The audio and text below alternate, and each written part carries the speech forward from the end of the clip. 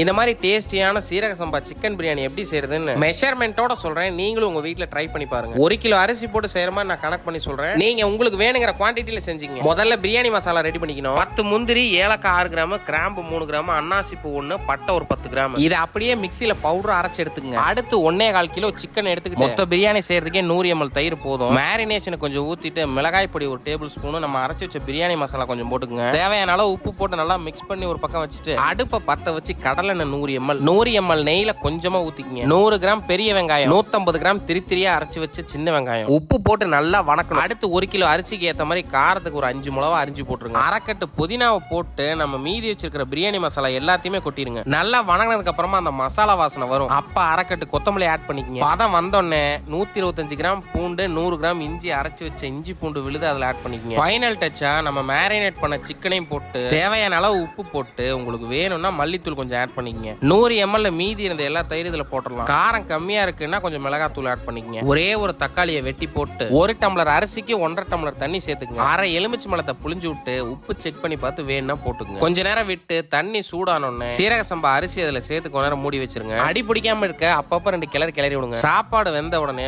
புதினாவை கொஞ்சம் ஆட் பண்ணிட்டு தம் போட்டுற வேண்டியது. நாங்க அடுப்பு இறக்கி வச்சுட்டு நாட்டுக்கோழி செய்ய போயிட்டோம். சாப்பாடு வெந்த உடனே ஒரு கிளறிட்டு மீதி வச்சிருந்த நெய்யெல்லாம் ஊத்திருங்க. அவ்வளவுதான், அருமையான சீரக சம்பா சிக்கன் பிரியாணி ரெடி. மெஷர்மெண்ட்ஸ் எல்லாமே நான் கமெண்ட் செக்ஷன்லயும் டிஸ்கிரிப்ஷன்லயும் கொடுத்துருக்கேன். வேணுங்கிறவங்க செக் பண்ணிக்கலாம். நான் வீடியோல காட்டுற குவான்டிட்டி அதிகம், ஆனா அளவு நான் 1 கிலோ அரிசிக்கு தான் சொல்லியிருக்கேன். இது மாதிரி அடுத்த வீடியோ என்ன போலான்னு கமெண்ட்ல சொல்லுங்க.